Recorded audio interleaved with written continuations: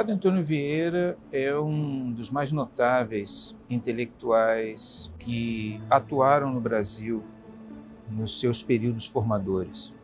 É muito interessante a obra do Padre Antônio Vieira, do ponto de vista teológico, do ponto de vista filosófico e principalmente do ponto de vista da língua portuguesa. Ele era um estilista, talvez o primeiro grande estilista da língua portuguesa. Por ele ter vivido grande parte da vida dele no Brasil, ele é um pensador de um Brasil formativo, um Brasil original, um Brasil que estava se configurando no século XVII, já como Brasil. Tanto que Padre Antônio Vieira tinha muita clareza dos protagonistas desse processo de formação.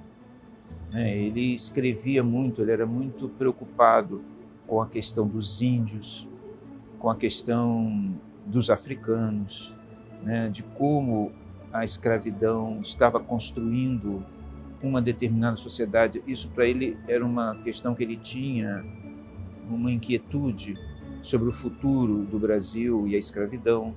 Ele entende que aquela sociedade, pela sua originalidade formativa, ela estava destinada a alguma coisa especial.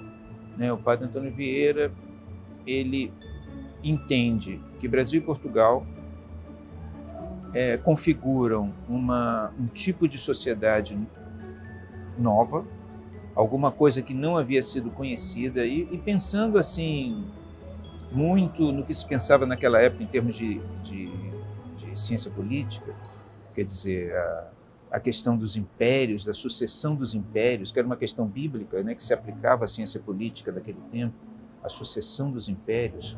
Ele acreditava que em algum momento o Brasil seria o Quinto Império. Ele viu o Quinto Império como uma era de realização messiânica. Então o Padre Antônio Vieira é interessante, é muito importante, não só na literatura, não só na cultura da língua portuguesa, não só para Portugal, porque Portugal reivindica também, com toda a razão, como um pensador português, já que ele nasceu lá, mas o Padre Antônio Vieira, ele é muito importante como pensador originário do Brasil, como um pensador primeiro do Brasil, como a primeira pessoa que refletiu seriamente sobre o futuro dessa sociedade e viu nesse futuro, nessa sociedade que estava se formando, um destino messiânico.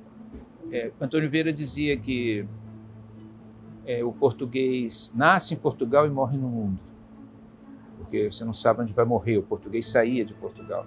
Mas ele, Antônio Vieira, escolheu morrer no Brasil.